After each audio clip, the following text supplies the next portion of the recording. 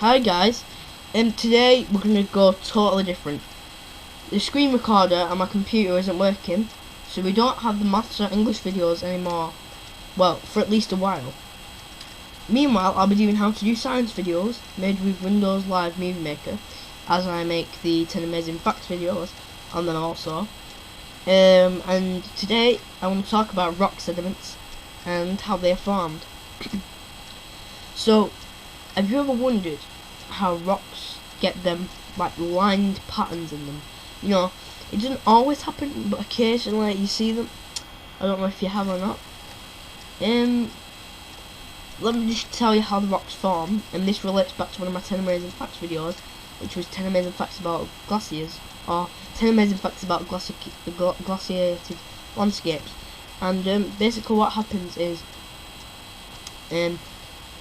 there's a rock on top of a mountain, say for example, and this is how it gets transported to the beach.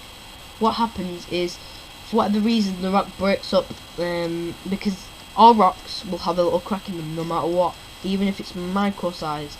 They'll always have a little crack in them, or little holes that water can get through, and the water gets into these holes or cracks or whatever, and when it's winter, the water gets into the rock and freezes. This expands the rock, stretches it, and like can crack a bit off or make a bigger crack in it, until eventually there's 2 pieces, and they can break into 4 pieces, 8 pieces, and so on. And that's because the water keeps getting into the rocks and then freezing with the ice in it, and then it just breaks up into pieces. And that's why it happens. And then the glaciers are a thin sheet of ice because of the snow or rain or whatever that's frozen. There's rocks underneath it, and because it's at a slant, it's very slowly, but it slides off the cliff, right? And then it can land on a beach or whatever place there is where rocks near them, and then they break up into small pieces and smaller pieces with time, by with the rain and freezing the water and everything, and eventually they'll turn so small like little sand bits, and that's what sand is, little pieces of rock. To be honest, I only found that out recently. I was stupid enough not to know that sand wasn't made from a rock, and that's what it does. The rock breaks up into so little pieces with the glacier, and it turns into this sand. And another thing is that I would like to talk a bit about fossils as far as rock sediments. Basically, when an animal or a plant dies, or no, it doesn't have to die, but when like an animal or a plant gets buried in the sand, they have a shape, they have some weight to them, and they're definitely heavier than the sand. So,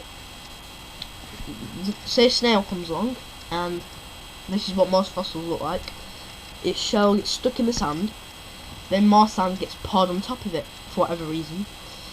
Then the snail body, it can't breathe, so it rots away the body eventually. But the imprints of the snail shell have been left there in the sand. And if nobody touches that, within years and years and years, and probably hundreds of years, this is where fossils come from, that shell adapts with rainwater, constant rainwater, and it forms a rock shape. And then that's why it's hard, it becomes hard. And then if you break a rock open, maybe there's a fossil inside it, where a snail's been hundreds of years ago. Or it could be a dinosaur fossil, or a plant fossil, and so on.